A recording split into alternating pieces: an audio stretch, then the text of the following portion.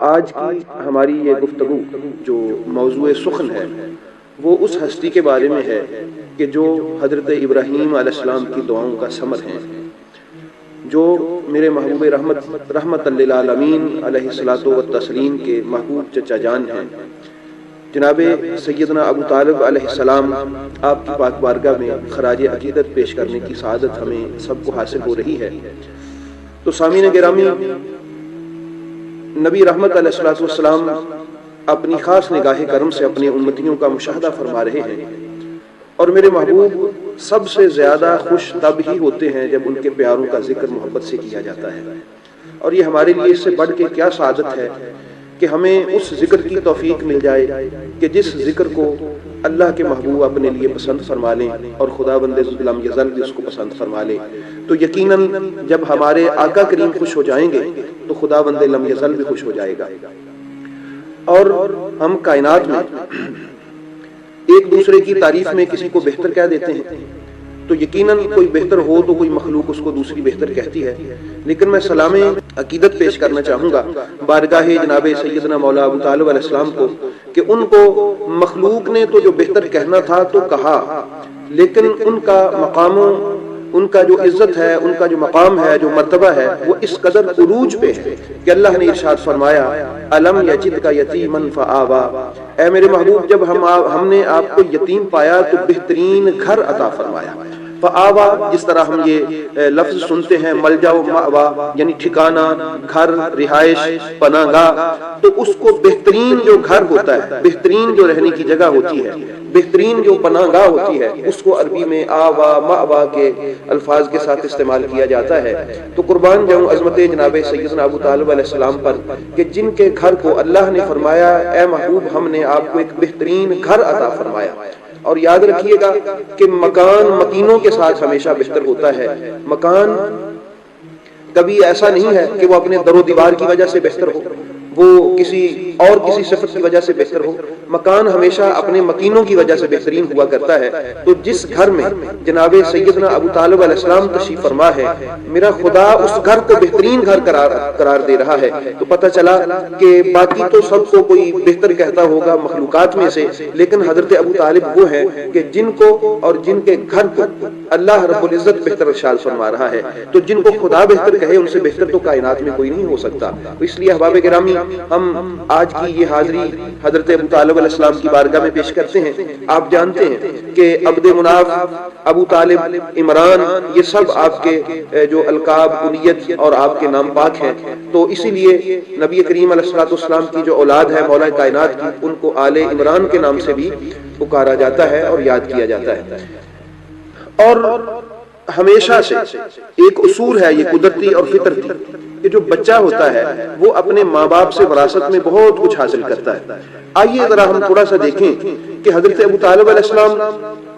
کس باپ کے بیٹے ہیں اور ان کو وراثت میں کیا کیا نصیب ہوتا ہے اپنے اس عظیم الشان باپ کی برکت سے اور ان کی طرف سے، جن کا نام حضرت عبد المطلب ہے، کہ جو اس عالم عرب میں کیا شان ہے ان کی کہ تاریخ جن کو حجاج کی خدمت کی وجہ سے فیاض کے نام سے یاد کرتی ہے۔ تو حجاج کی خدمت کرنا اور کیسا وہ عظیم المرتبت ہستی ہیں حضرت سیدنا عبد المطلب، یعنی یہ میں ایک بیک گراؤنڈ میں آپ کو لے کے جانا چاہ رہا ہوں کہ حضرت ابو طالب علیہ السلام نے اپنے جو آباء و اجداد ہیں ان سے جو حاصل کیا، جو وراثت حاصل کی، اس میں سے جو ملا، اس کی چند ایک جو جھلکیاں ہیں، جو چند ایک باتیں ہیں، وہ آپ کی سماعتوں کے حوالہ کرنا چاہوں گا۔ اللہ تعالیٰ نے حضرت ابو طالب علیہ السلام کو جو والد عطا فرمائے جناب سیدنا عبد المطلب، تو تاریخ انہیں حاجیوں کی خدمت کی وجہ سے فیاض کے نام سے یاد کرتی ہے۔ تو فیاض سخیوں کا سخی، ایسے باپ کے گھر میں حضرت ابو طالب علیہ السلام کی ولادت ہوئی،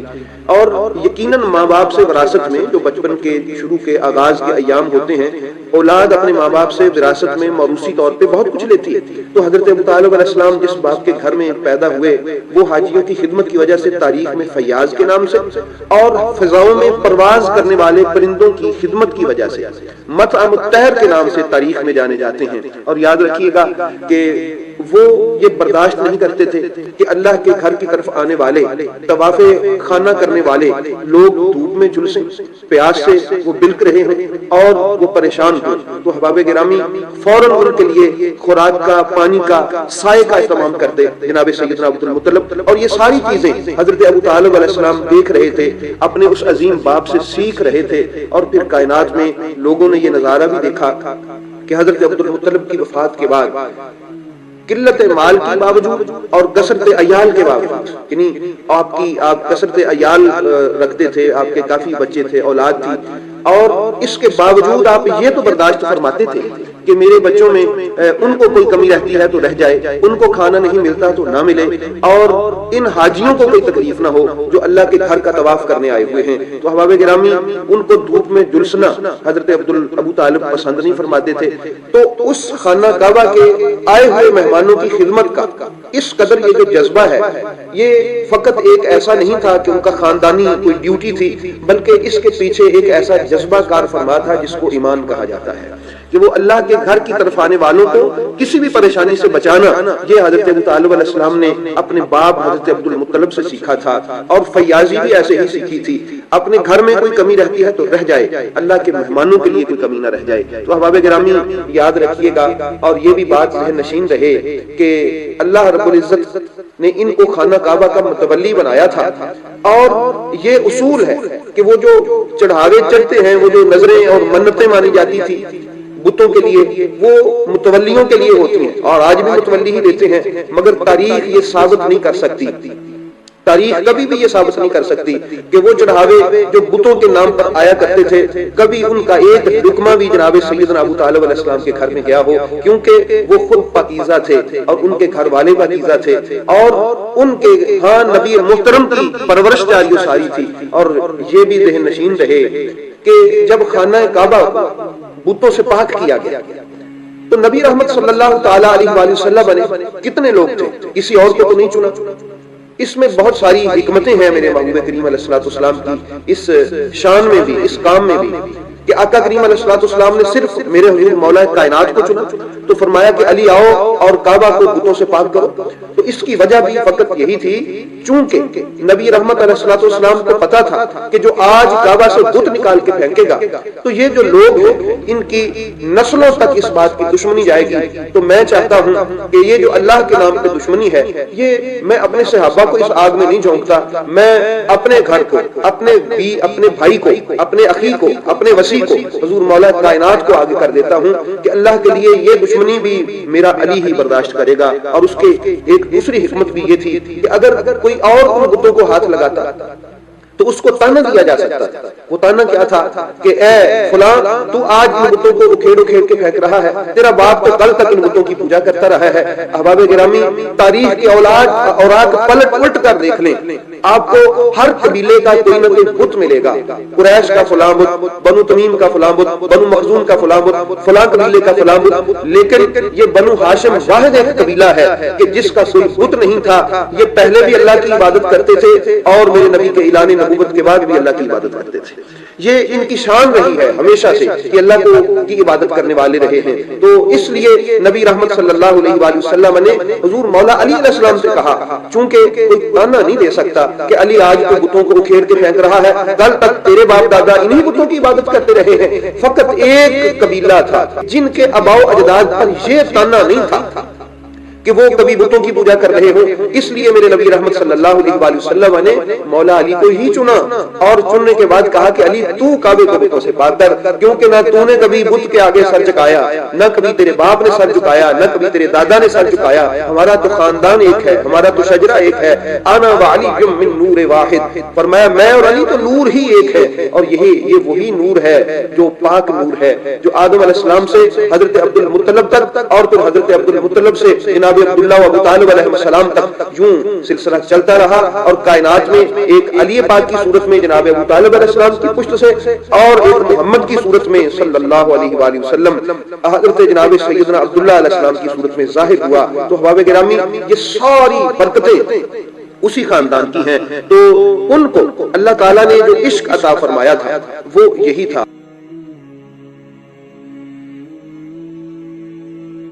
حضرت ابو طالب کو وراثت میں اپنے باپ سے فیاضی ملی، سخاوت ملی، اور ان کو خدمت کا جذبہ ملا، عشق الہی کی لگن ملی، اور اللہ کے مہمانوں کی خدمت کا جذبہ جو تھا، جو ان کے والد کے خون میں کار فرما تھا، وہ حضرت ابو طالب علیہ السلام نے اپنے باپ سے یوں سیکھا۔ اور ایک اور بڑی مزے کی بات ہے، بڑی خوبصورت بات سیکھی جناب ابو طالب علیہ السلام نے کہ یقین اللہ کی پاک بارگاہ میں۔ اس کے لیے میں آپ کو ریفرنس دینا چاہوں گا، وہ جو ابرہا تھا جب خانہ کعبہ کی پر حملہ کرنے کے لیے آتا ہے، تو اس وقت پھر حضرت ابو طالب علیہ السلام اس کے ساتھ، آپ اس کو بھی مباہلہ ہی کہہ لیں، میں تو اس کو مباہلہ ہی کہوں گا، اس کو آپ مباہلہ ہی کہہ لیں، اس کے پاس تشریف لے جاتے ہیں۔ اور یاد رکھیں یہاں بڑے بڑے لوگ اسلام کے نام پہ کہتے ہیں کہ جی ایسا ہو جائے گا، پھر جب ایسا نہیں ہوتا تو شریعت مطہرہ پر حرف اٹھتا ہے۔ لیکن قربان جاؤں حضرت عبد المطلب کے یقین پر اور ان کے تعلق خداوندی پر کہ ابرہا کے پاس جاتے ہیں اور جا کے اس سے بات کرتے ہیں، تو خانہ کعبہ کی بابت جب بات ہوتی ہے تو آپ اس وقت تک بولتے نہیں ہیں جب تک مشیت الہی کا جو ہے وہ پتہ نہیں چل جاتا کہ مشیت الہی کیا ہے، جب تک۔ تو اس سے یہ آپ کو ماننا پڑے گا کائنات والوں کو کہ حضرت عبد المطلب کا لمحہ لمحہ اللہ کی پاک بارگاہ سے تعلق تھا، اور ایک الہامی گفتگو جاری و ساری رہتی تھی میرے نبی پاک علیہ الصلوۃ والسلام کے ان آباء و اجداد کے ساتھ۔ تو احباب پھر حضرت عبد المطلب نے، میں یہ عرض آپ کو اس طرف لے کے جا رہا ہوں کہ یہ سیکھا ہے حضرت ابو طالب نے، اور اس کا کیا فیض ان کے سینے میں اور ان کے خون میں منتقل ہوا، وہ بھی میں آپ کو ابھی عرض کیے دیتا ہوں کہ ابرہا سے جب گفتگو ہوئی، حضرت ابو طالب علیہ السلام کی شخصیت کے بے حد پہلو ہیں، ان میں سے یہ ایک پہلو میں آپ سے عرض کر رہا ہوں کہ ابرہا سے جب گفتگو ہوئی تو آپ نے اس وقت تک زبان نہیں کھولی، اس وقت تک کوئی گفتگو نہیں فرمائی، اس وقت تک اپنے اطمینان کا اظہار نہیں کیا۔ میں قربان جاؤں حضرت عبد المطلب کے کہ کیا اطمینان قلبی تھا، اور کتنا خوبصورت ایمان کوٹ کوٹ کے جناب ابو طالب کے والد محترم کے ہڈیوں اور گدوں میں بھی جو تھا گندا ہوا تھا اور موجود تھا۔ آپ نے جو ہی فرمایا نا کہ یہ گھر کس کا ہے وہ جانے اور تو جانے، ابھی الفاظ پورے ہی ہوئے تھے کہ اب ابھی آ گئے تھے، تو پتہ چلا کہ یہ مشیت الہی کا علم تھا جناب عبد المطلب کو، اور اللہ کی ذات پہ یہ یقین تھا۔ اور اس ابرہا سے جب آپ یہ گفتگو فرما رہے تھے، ان کے درمیان بات چل رہی تھی، تو جس یقین اور جس اطمینان کے ساتھ حضرت عبد المطلب نے اس سے گفتگو فرمائی، اور اس کا نظارہ پھر آج تک کائنات ان لوگوں نے اپنی آنکھوں سے دیکھا، اور آج ہم قرآن کریم میں اس کا اپنے تصورات میں نظارہ کرتے ہیں کہ حضرت ابو طالب علیہ السلام کے والد محترم کی پاک زبان سے نکلنے کی دیر تھی کہ اللہ کی طرف سے یہ سارا لوگوں نے نظارہ دیکھا، اور وہ بھی اس لیے حضرت عبد المطلب نے کوئی سامنے سے ان کا مقابلہ اس لیے نہیں کیا تاکہ لوگوں کو پتہ چلے کہ یہ جس کو اللہ کا گھر ان کے باپ دادا نے بنایا ہے، یہ کسی کے بنانے سے فقط نہیں بنا، یہ واقعتاً اللہ تعالیٰ کا ہی گھر ہے، یہ بیت اللہ ہے، اور اس کی حفاظت اللہ فرما رہا ہے، اور یہ بھی حکمتیں ہوتی ہیں۔ تو آئیے دیکھیں کہ اس ضمن میں حضرت ابو طالب علیہ السلام نے اپنے باپ سے یہ یقین و اطمینان ہے اللہ پر یا اس کے رسول پر، اس کا فیض اور یہ وراثت حضرت ابو طالب نے کہاں تھی؟ آئیے ذرا شیب ابی طالب میں چلتے ہیں۔ وہاں پر جب 1 سال گزرا، تھوڑا وقت گزر گیا، تو ابو جہل وغیرہ پھر گئے حضرت ابو طالب علیہ السلام کے پاس، اور جا کے انہوں نے کہا کہ اور ان کے ذہن میں یہ تھا کہ ابو طالب ٹوٹ گئے ہوئے اور وہ اندر سے ٹوٹ پھوٹ کا شکار ہو گئے ہوئے، اور اب وہ سرنڈر کر جائیں گے اور گھٹنے ٹیک دیں گے اور محمد کو ہمارے حوالے کر دیں گے۔ لیکن ان کو انتہائی شرمندگی ہوئی جب انہوں نے جا کے وہاں پر کہا کہ اے ابو طالب، اب آپ ایسا کرو کہ محمد کو ہمارے حوالے کر دو اور حالات بہتر ہو جائیں گے۔ آپ نے حضرت مولا کائنات مولا علی علیہ السلام کے چہرہ مبارک پر کپڑا ڈالا اور لا کے کہا کہ یہ لو۔ جب انہوں نے کپڑا اتار کے دیکھا تو بڑے شرمندہ ہوئے، کہنے لگے کہ ابو طالب یہ کیا بات ہے، ہم نے محمد کا سوال کیا ہے اور میں تم محمد کی بات کرتے ہو، میں تو محمد کا ایک بال بھی تمہیں اکھیڑ کے دینے کو تیار نہیں ہوں، محمد کو تمہارے حوالے کیسے کر دوں، وہ تو اللہ کی امانت ہے میرے پاس۔ تو احباب گرامی، کسی نے اگر نبی پر مر مٹنے کا جذبہ سیکھنا ہو کہ کس طرح ان پر قربان ہوتے ہیں، آج نعرے تو لگائے جاتے ہیں کہ ہمیں عزت رسول پہ ناموس رسول پہ ہم قربان ہیں، تو اگر یہ سیکھنا ہو تو کہاں سے ملے گا؟ یہ سب سے پہلے حضرت ابو طالب علیہ السلام سے ملے گا کہ آج ہم چند راتیں نہ سوئیں تو ہمارا جو ہے مینٹلی لیول درست نہیں رہتا، وہ اپسٹ ہو جاتا ہے. وہ کہتے ہیں کہ نیند کی وجہ سے اپسٹ ہے. قربان جاؤں میں ان کے اس اطمینان پر اور ان کے خوشنودی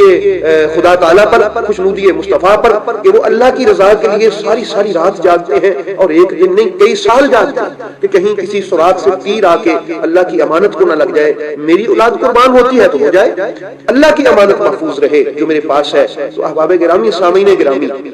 یاد رکھیے گا کہ جب میرے محبوب کریم علیہ السلام نے فرمایا کہ پیارے چچا جان جائیں آپ جو کفار ہیں ان سے بات کریں کہ وہ جو معاہدہ تھا ہمارا, وہ جو بات تھی لکھی ہوئی خانہ کعبہ کے ساتھ آویزاں اور لٹکی ہوئی ہے, ہینگ ہے, اس کو جو ہے وہ دیمک کھا چکا ہے,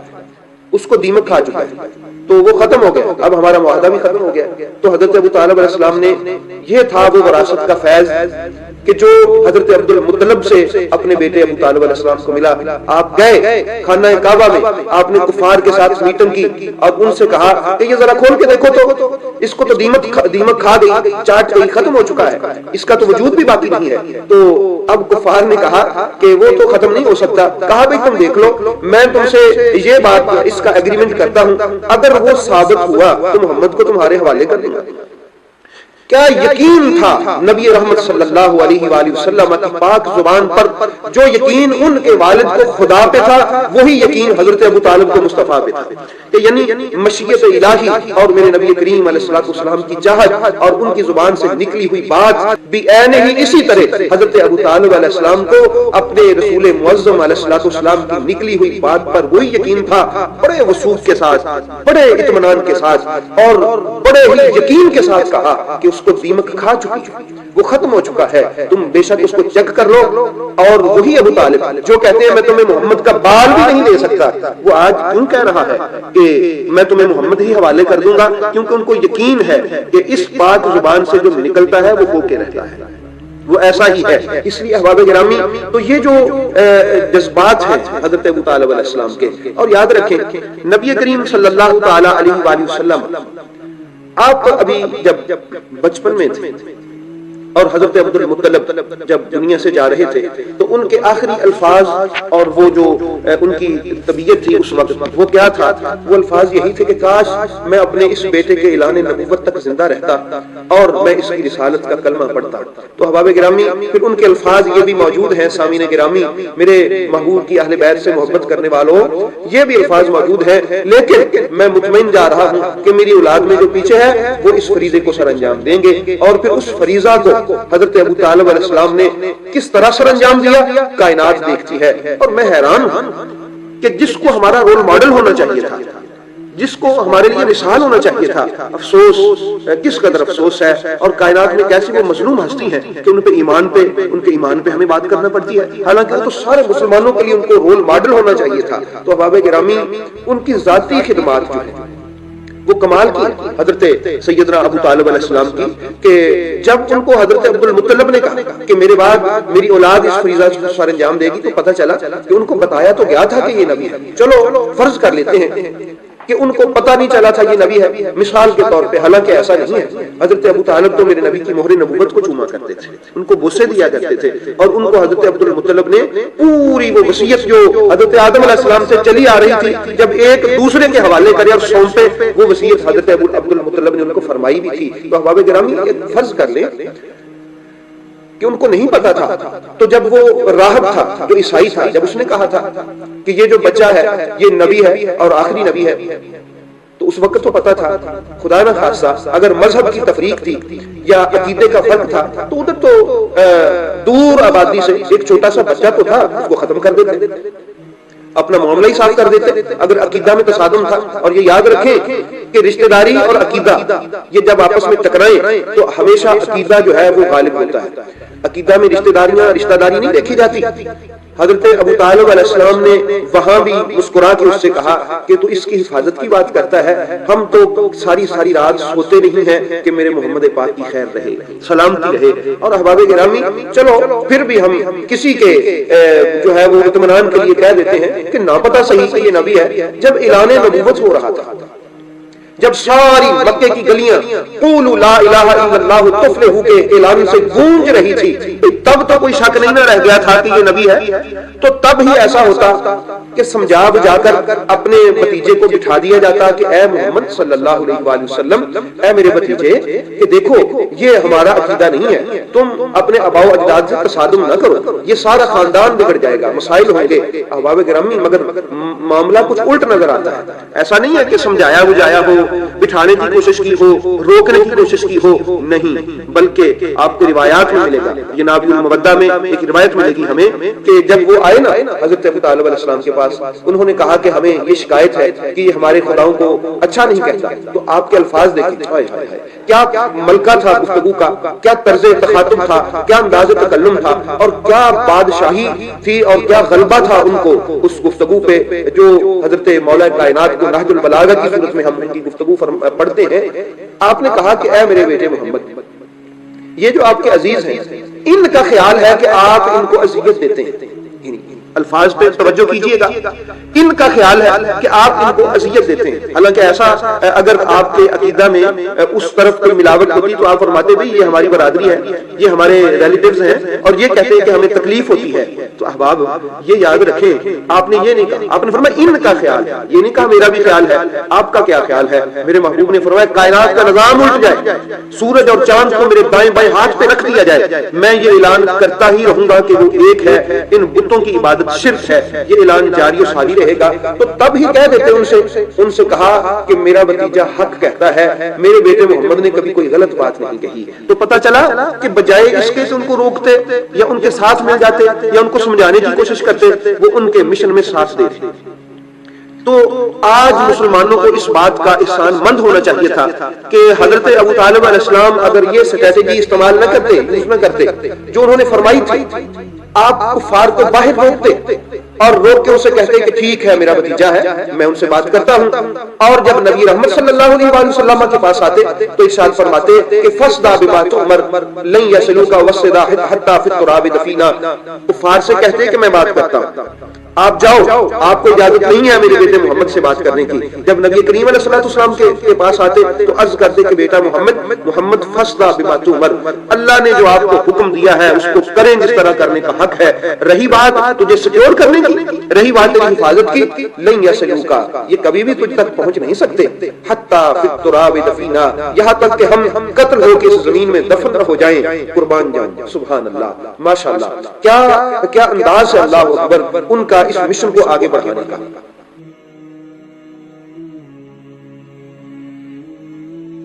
اور یاد رکھیں یہ بھی میرے نبی رحمت صلی اللہ علیہ وآلہ وسلم کا اور حضرت ابو طالب علیہ السلام کا ایک پلاننگ تھی کہ آپ اپنا رویہ یوں رکھیں، بلکہ ان کی اپنی پلاننگ تھی کہ میں اپنا رویہ یوں رکھتا ہوں، علی یوں رویہ رکھے اور حضرت عباس یوں رویہ رکھیں۔ یہ پورا ایک پری پلان تھا تاکہ ہمیں ان کی خبریں بھی ملتی رہیں۔ تو احباب ذہن نشین رکھیے گا کہ حضرت ابو طالب علیہ السلام نے یہ جو جذبہ ہے اس کے پیچھے آپ مجھے یہ بتائیں کہ اگر ایمان موجود نہ ہو تو جس جاں فشانی سے وہ اس مشن کو لے کے چل رہے ہیں، اور آپ کبھی تاریخ کا مطالعہ کریں تو ہمیں پتہ چلتا ہے کہ وہ جو نجاشی تھا اس کو خط کس نے لکھے،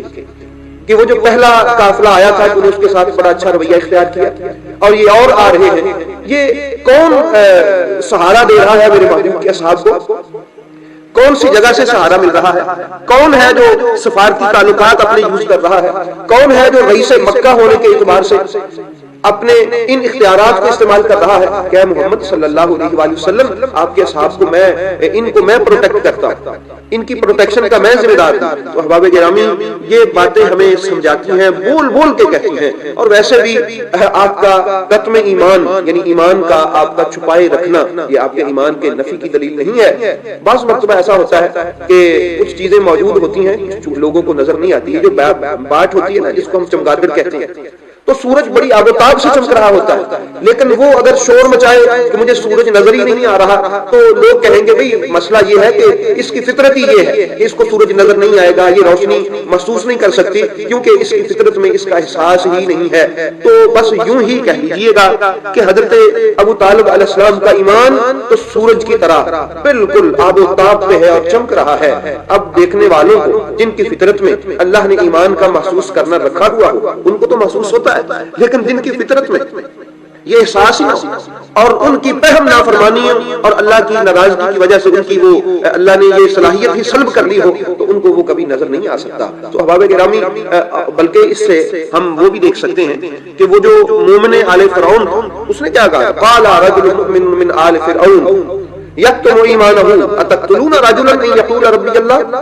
وقد جاءکم بالبینات من ربکم. اللہ تعالیٰ نے ایک ارشاد فرمایا کہ وہ دیکھو نا مومن آل فرعون وہ اپنا ایمان چھپائے ہوئے تھا. تو پتہ چلا کہ یہ ایک اصول تاکہ زندہ رہیں، آپ اس کو دیکھ لیں، اصول تاکہ زندہ رہیں. بعض مرتبہ کچھ اصولوں کی زندگی کی خاطر، کچھ اصول آگے بڑھانے کی خاطر، اگلی نسلوں میں منتقل کرنے کی خاطر ایسا ہوتا ہے کہ وقتی طور پہ اپنی کسی کیفیت کو چھپانا پڑتا ہے اور اس کا فائدہ پھر اس مشن کو ہوتا ہے. احباب گرامی، آپ اصحاب کہف کا واقعہ دیکھ لیں کہ انہوں نے اپنا ایمان چھپایا، انہوں نے اپنے ایمان کو کلوز رکھا اور چھپا کے رکھا. تو احباب گرامی، اس سے یہ ہمیں پتہ چلتا ہے کہ ان کا مرتبہ، ان کا جو مرتبہ ہے قرآن کی روح سے، وہ ایسا عظیم الشان ہے کہ اللہ نے ان کو کیا اجر عطا فرمایا. اس سے پتہ چلتا ہے کہ قتم ایمان، اور وہ ایک روایت بھی ملتی ہے حضرت امام سیدنا امام جعفر صادق علیہ السلام سے، امام علی رضا علیہ السلام سے، کہ ہمارے دادا جد امجد جناب ابو طالب علیہ السلام کا ایمان قیامت والدین سب سے الگ ایمان ہوگا اور ان کو ایسا اعلیٰ مرتبہ دیا جائے گا کہ جو لوگوں میں سے کسی اور کو عطا ہی نہیں کیا جائے گا. تو احباب گرامی، نبی رحمت صلی اللہ تعالی علیہ وآلہ وسلم کی یہ جو خدمت ہے انہوں نے اس طرح کی، اور یہی وجہ ہے خاص کر کہ اللہ تعالیٰ نے ان کو جو مقام و مرتبہ عطا فرمایا وہ یہی ہے کہ میرے محبوب ان کو ہر جگہ خیر سے یاد کرتے ہیں. اور آپ جانتے ہیں کہ بخاری شریف میں باب استسقاء میں جب ابو سفیان آتا ہے، آ کے کہتا ہے کہ اے ابو طالب، آپ صلہ رحمی کی باتیں کرتے ہیں، آپ اپنے رشتہ داروں کے ساتھ اچھے سلوک کی باتیں کرتے ہیں، دیکھیے نا کیا بن گیا ہے قحط سالی کی وجہ سے، بارش نہ ہونے کی وجہ سے ہم نے اپنے خداؤں سے بڑی التجائیں کی اور ان کے بڑے وسیلے ڈالے ہیں. اے ابو طالب، اب تو اپنے خدا سے التجا کر. تو کائنات نے پھر یہ منظر دیکھا کہ حضرت ابو طالب علیہ السلام نے میرے محبوب کو اٹھایا، آپ کی پشت انور کو کعبہ معظمہ کی دیوار سے لگاتے ہیں اور عرض کرتے ہیں کہ اے اس گھر کے رب، بتا دیا کائنات والوں کو کہ ابو سفیان اور اس کی قوم کے خدا کوئی اور ہے اور میرا خدا اس کعبہ کا رب ہے، وہی جو محمد عربی کا خدا ہے. اس گوری چٹی رنگت والے، اس سفید اور خوبصورت نور والے چہرے کا صدقہ ہمیں بارش عطا فرما. تو احباب گرامی، پتہ چلا، اور یہی وہ باتیں تھی کہ میرے محبوب کریم علیہ الصلوۃ والسلام جب بھی کوئی موقع آتا حضرت ابو طالب علیہ السلام کو خوبصورت انداز میں یاد کرتے. جب مدینہ طیبہ میں 3 سال گزر گئے، بارش نہیں ہوئی، تو حضرت ابو طالب نبی کریم علیہ الصلوۃ والسلام کی دعا سے جب بارش ہوئی اور 1 ہفتہ مسلسل ہوتی رہی، اس کے بعد جب وہ بارش ختم ہوئی تو میرے محبوب کریم علیہ الصلوۃ والسلام کی آنکھوں میں آنسو تھے اور حضرت علی علیہ السلام وہ شعر پڑھ رہے تھے، وَأَبْيَضُ يُسْتَسْقَى الْغَمَامُ بِوَجْهِهِ، وہ والا شعر پڑھ رہے تھے، سمال الیتام و عصمت للاراملی. یہ شعر پڑھ رہے تھے تو نبی رحمت منبر پہ بیٹھ کے اپنے چچا حضرت ابو طالب علیہ السلام کو یاد کر رہے تھے. تو احباب گرامی، الفاظ کیا تھے؟ للہ در ابی طالب، کہ اللہ ابو طالب علیہ السلام کا بھلا کرے، اللہ ابو طالب علیہ السلام کی خیر کرے، اللہ ابو طالب علیہ السلام پر سلامتی فرمائے. تو یہ ایک تو ان کی مدح سرائی تھی، اس میں 3 چیزیں ہیں. اس ایک جملے میں وہ صاحب جوامع الکلم، میرے نبی کا یہ معجزہ ہے کہ کم لفظوں میں زیادہ گفتگو فرماتے ہیں اور عرض کرتے ہیں کہ یا اللہ ابو طالب علیہ السلام کا بھلا فرما. یہ 3 چیزیں ہیں اس میں. ایک حضرت ابو طالب علیہ السلام کی مدح سرائی ہے، ان کی تعریف ہے کہ ان کو میرے محبوب خوبصورت الفاظ میں یاد کر رہے ہیں، اور میرے نبی کی سنت سنت سنت سنت کی رٹ لگانے والوں کو یہ بھی سوچنا چاہیے کہ کیا حضرت ابو طالب علیہ السلام کا ذکر اس خیر سے کرنا، جس خیر اور جس طریقہ سے میرے نبی فرما رہے ہیں، کیا یہ سنت نہ ٹھہرا؟ کیا یہ میرے نبی کا طریقہ نہ ٹھہرا؟ کیا یہ رسول کریم علیہ الصلوۃ والسلام کا خوبصورت طریقہ نہیں ہے؟ امت کو چاہیے تھا کہ وہ حضرت ابو طالب علیہ السلام کا ذکر یوں ہی کرتے جس انداز میں میرے محبوب کریم علیہ الصلوۃ والسلام نے کیا ہے. نمبر 1 یہ مدح سرائی ہے. نمبر 2 یہ اعتراف اور اقرار ہے حضرت ابو طالب علیہ السلام کی خدمات کا. صحابہ کے مابین میرے محبوب تشریف فرما ہے، صحابہ حاضر خدمت ہیں، میرے محبوب حضرت ابو طالب علیہ السلام کی خدمات کا اقرار بھی کر رہے ہیں اور اعتراف بھی کر رہے ہیں کہ قربان جاؤں ان کی خدمات پر کہ یہ جتنی بھی برکتیں ہیں آج ان کی وجہ سے ہیں. اور تیسری چیز للہ در ابی طالب، اس میں حضرت ابو طالب علیہ السلام کی مغفرت کی بات ہوتی ہے. اندازہ کریں نا کہ خدا کسی مرے ہوئے کافر کا بھلا کرتا ہے. جو کفر کی حالت میں مر جائے اللہ اس پر سلامتی کرتا ہے، اللہ اس کی خیر کرتا ہے، اللہ اس کا بھلا کرتا ہے۔ تو یقیناً میرے نبی کریم علیہ الصلوۃ والسلام کے جو الفاظ ہیں، الفاظ صرف چند 2-3 لفظ ہیں، ایک چھوٹا سا جملہ ہے، لیکن قربان جاؤں کیسا مضمون ہے اس میں کہ حضرت ابو طالب علیہ السلام کی مدح سرائی بھی اس میں آ گئی، اعتراف اور اقرار خدمات، ان کی خدمات کا اعتراف اور اقرار بھی آ گیا، اور ان کی بخشش و مغفرت کا ذکر بھی آ گیا۔ بار بار مواقع پر حضرت عقیل، آپ ان سے نبی پاک علیہ الصلوۃ والسلام کیا ان سے نہ فرماتے تھے کہ اے میرے عقیل، میں آپ سے ڈبل محبت کرتا ہوں، اس وجہ سے ایک تو آپ میرے قریبی رشتہ دار ہیں، جس طرح قریبی رشتہ داروں سے سب کو محبت ہوتی ہے، مجھے آپ سے محبت ہے، اور میری محبت کا دوسرا زاویہ حضرت ابو طالب، چونکہ میرے چچا حضرت ابو طالب کو میں نے دیکھا کہ وہ آپ سے زیادہ محبت کرتے تھے، آپ ان کے محبوب بیٹے تھے، تو چونکہ جس کو میرے چچا نے محبوب جانا، ایک وہ سائیڈ ہے، اس زاویے اس اینگل سے بھی میں آپ سے زیادہ محبت کرتا ہوں۔ یہ کیا ہے؟ یہ ذکر خیر نہیں ہے، یہ ذکر خیر ہے حضرت ابو طالب علیہ السلام کی طرف سے، نبی کریم علیہ الصلوۃ والسلام کی طرف سے، کہ میں اپنے چچا سے محبت کرتا ہوں، اور جس سے وہ محبت کرتے ہیں میں اس سے بھی محبت کرتا ہوں۔ اور وہ جو جنگ میں حضرت ابو عبیدہ جب زخمی ہوئے، ابو عبیدہ بن حارث بن عبد المطلب وہ زخمی ہوئے، ان کی ٹانگوں سے خون جاری ہے، اور وہ کٹے پھٹے ہوئے میرے محبوب کے قدموں میں سر رکھ کے عرض کرتے ہیں کہ کاش آج حضرت ابو طالب زندہ ہوتے اور مجھے اس حالت میں کٹا ہوا آپ کے قدموں میں پڑا دیکھ کر ان کی آنکھیں ٹھنڈی ہوتی، ان کی آنکھیں ٹھنڈی ہوتی۔ اور نبی رحمت صلی اللہ علیہ وآلہ وسلم نے بھی یہی فرمایا تھا جب وہ بارش ہوئی تھی کہ اگر میرے چچا زندہ ہوتے تو آج یہ میرا معجزہ دیکھ کے ان کی آنکھیں ٹھنڈی ہوتی۔ تو یقیناً آنکھیں نبی کا معجزہ دیکھ کے ایمان والوں کی ٹھنڈی ہوتی ہیں، اور نبی کے قدموں میں کسی کو کٹا ہوا دیکھ کر، ٹکڑے ٹکڑے ہوا دیکھ کر جس کی آنکھیں ٹھنڈا ہونی تھی وہ ایمان والا ہی ہو سکتا ہے۔ تو احباب گرامی، حضرت ابو طالب علیہ السلام کی عظمت کو میرا سلام ہے۔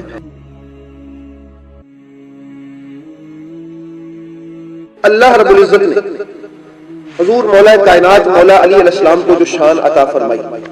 اس سے کوئی بھی بے بہرا نہیں۔ ہم کہتے ہیں چھوڑیں آپ لوگوں کی باتوں، حضرت ابو طالب علیہ السلام کا جب وصال ہوتا ہے تو نبی رحمت علیہ الصلوۃ والسلام غمگین ہیں، آقا کریم علیہ الصلوۃ والسلام کی آنکھوں میں آنسو ہیں، آپ رو رہے ہیں، اور جو تکریم ان کے جنازہ نبی رحمت علیہ الصلوۃ والسلام نے کی ہے وہ کسی سے چھپی ہوئی تو نہیں ہے۔ تو یہ کیا؟ آئیے حضور مولا علی علیہ السلام سے پوچھتے ہیں کہ جب آپ کے والد مکرم اس دنیا سے تشریف لے گئے تو اس وقت آپ کے جذبات اور کیفیات کیا تھے؟ عربی متن میں ہے، آپ اس کی جو ہے وہ زیارت کر رہے ہیں۔ اس میں حضرت ابو طالب علیہ السلام کے وصال کے بعد اور سیدہ خدیجہ الکبریٰ سلام اللہ تعالی علیہا کے وصال کے بعد مولا علی علیہ السلام نے ایک مرثیہ کہا، وہ کیا تھا کہ اے نیا جودا بارک اللہ فیکما، اے میری دونوں آنکھوں خوب رو، جودا یعنی جتنے آنسو بہا سکتی ہو بہا لو، بارک اللہ فیکما، اللہ ان ہستیوں پر آنسو بہانے پہ میری آنکھوں تمہیں برکت عطا فرمائے۔ پتہ چلا مولا کائنات اپنے چاہنے والوں کو یہ میسج دے رہے ہیں کہ میرے باپ کا غم، جناب سیدہ خدیجہ الکبریٰ کا غم، اور ان کو یاد کر کے آنسو بہانے والے ان کو کیا ملتا ہے؟ مولا کائنات فرماتے رب ان کے ان آنسوؤں پر ان کو برکتیں عطا فرماتا ہے۔ الا حالکینی لا تری لہما مثلا، ان دو چلے جانے والوں پر آنسو بہاؤ میری آنکھوں، لا تری لہما مثلا، کہ جن کی کائنات میں کوئی مثال ہی نہیں تھی۔ اللہ اکبر، یہ ریمارکس ہیں مولا کائنات کے جناب ابو طالب علیہ السلام کے بارے میں کہ جب ان کا وصال ہوتا ہے تو وہ عرض کرتے ہیں کہ دنیا میں ان کی کوئی مثال نہیں ہے۔ الا سید البطحا وابن رئیسہا، سید بطحا پر اور اس مکہ کے سردار پر آنسو بہاؤ میری آنکھوں، وسیدۃ النسوان اول من صلی، اور عورتوں کی اس سردار کے چلے جانے پر آنسو بہاؤ، رو لو، آنسو ہو جاؤ کہ جو ساری عورتوں کی سردار تھی، اور شان ان کی یہ تھی کہ جب کسی نے بھی نماز نہیں پڑھی تھی تو اس پاک بی بی سیدہ خدیجہ نے میرے نبی کے ساتھ نماز پڑھی تھی۔ تو احباب گرامی، اور آگے چلتے چلتے اس کے آخری الفاظ ہیں کہ لقد نصرا فی اللہ دین محمد، کہ ان دونوں نے الفاظ پہ غور کیجئے گا، ان دونوں نے فی اللہ، اللہ تعالیٰ کی ذات کی خاطر، اللہ کی رضا کے لیے، اللہ کی چاہت کے لیے، اللہ کو راضی کرنے کے لیے، نصرا دین محمد، ان دونوں نے محمد عربی کے دین میں مدد کی ہے۔ اب اندازہ کریں آپ احباب سامعین کہ اللہ کے لیے کون دین محمد کی مدد کرتا ہے؟ کیا کوئی غیر مسلم جس کا دین سے تعلق ہی نہ ہو وہ اللہ کے لیے اس دین کی مدد کرے گا؟ حضور مولا کائنات علیہ السلام فرماتے ہیں کہ ان دونوں نے اللہ کے لیے دین کی مدد کی ہے۔ حضرت سیدہ خدیجہ الکبریٰ سلام اللہ تعالی علیہا نے اور جناب سیدنا ابو طالب علیہ السلام نے ہمیں کسی سے پوچھنے کی ضرورت ہی نہیں ہے، ہم تو اپنے مولا سے پوچھتے ہیں کہ مولا بتائیے آپ کے باپ کی شان کیا ہے، تو وہ بتاتے ہیں کہ میرے باپ کی شان یہ ہے کہ جن کی یاد میں نبی معظم نے آنسو بہائے ہیں ان کی یاد میں آنسو بہانے والوں کو اللہ برکتیں عطا فرماتا ہے۔ تو احباب گرامی اور مرثیے کے اور بھی الفاظ ہیں، وہ ذرا سنیے گا۔ ابا طالب العصمت المستجیر، حضرت ابو طالب علیہ السلام کی وفات پہ مرثیہ کہا میرے مولا علیہ السلام، اور کیا کہا کہ ابو طالب علیہ السلام پناہ تلاش کرنے والوں کی پناہ گاہ تھے، وغیث مغور، اور وہ ایسے خوبصورت سخی تھے کہ جس طرح بارش کسی پر برستی ہے رحمت برکھا بن کے سخاوت کے ساتھ، یہ شان تھی ان کی۔ ونور الظلم، اور کفر کی تاریکیوں میں دین کا نور جو ہے وہ پھیلانے والے تھے میرے نبی رحمت صلی اللہ علیہ وآلہ وسلم کے ساتھ۔ لقد حد فقدك اہل الحفاظ، جو اہل دل ہیں ان کے دل ٹوٹ گئے ان کے جانے سے، جن کی وہ حفاظت کرتے تھے ان کے دل ٹوٹ گئے ان کے جانے سے۔ فصلی علیک ولی النعم، آپ دعائیہ کلمات عرض کر رہے ہیں اللہ کی بارگاہ میں، کیا میرے ابا جان آپ پر میرے خدا کا درود ہو، اللہ کا درود ہو۔ اب آپ مجھے بتائیں کہ ہم علی پاک سے سیکھیں یا کسی اور سے سیکھیں؟ مولا علی عرض کرتے ہیں اللہ کی بارگاہ میں اور ان کو مخاطب کر کے فصلی علیک ولی النعم، جو نعمتوں کا ولی ہے، جو نعمتوں کا مالک ہے، اس کا درود ہو آپ پر۔ ولقاک ربک رضوانہ، آپ جائیں اپنے مزار میں جنت المعلی میں، بھئی لوگ لاکھ کہیں کہ ایسے ہے ایسے ہے ایسے ہے، لیکن میرے نبی نے ان کو جنت میں دفن کر کے بتا دیا کہ جو مرضی کہو، جب ان کے مزار کی بات ہوگی تو نام جنت کا ہی آئے گا، جنت المعلی میں کہ آپ جائیں۔ وَلَقَّاكَ رَبُّكَ رِضْوَانَهُ، آپ کا رب راضی ہو کہ آپ سے ملاقات کرے۔ آپ مجھے یہ بتائیں کہ مولا کائنات سے ہم یہ نہ سیکھیں کہ جب حضرت ابو طالب علیہ السلام جا رہے ہیں تو یقیناً مولا علی کے وہ جو یہ دعائیہ کلمات ہی نہیں ہے، یہ امت کو ایک علم بھی دیا جا رہا ہے کہ میرے بابا حضرت ابو طالب جب گئے دنیا سے اللہ نے راضی ہو کے ان سے ملاقات فرمائی۔ کیوں؟ فَقَدْ كُنْتَ لِلْمُصْطَفَى خَيْرَ أَمِّي، کیونکہ آپ میرے محبوب کے بہترین چچا تھے، محبوب چچا تھے۔ یہ تھے وہ ریمارکس جو حضور مولا کائنات مولا علی علیہ السلام کے اپنے بابا جان حضرت ابو طالب علیہ السلام کے لیے تھے۔ تو احباب یہ ہم سلام پیش کرتے ہیں اور ان کی وصال پر اور ان کی وفات پر اپنے محبوب کریم رؤوف الرحیم سیدہ کائنات مولا کائنات حسنین کریمین اور جملہ میرے محبوب کی اہل بیت ان کو تعزیت پیش کرتے ہیں کہ حضرت ابو طالب علیہ السلام کی اے اہل بیت اطہار، اے پنج تن پاک سیدہ کائنات سلام اللہ تعالی علیہا، ہماری تعزیت کو اپنی بارگاہ میں قبول کیجئے گا اور ان کا ذکر اللہ بھی قبول کر لے، آپ بھی اپنی بارگاہ میں قبول کر لے۔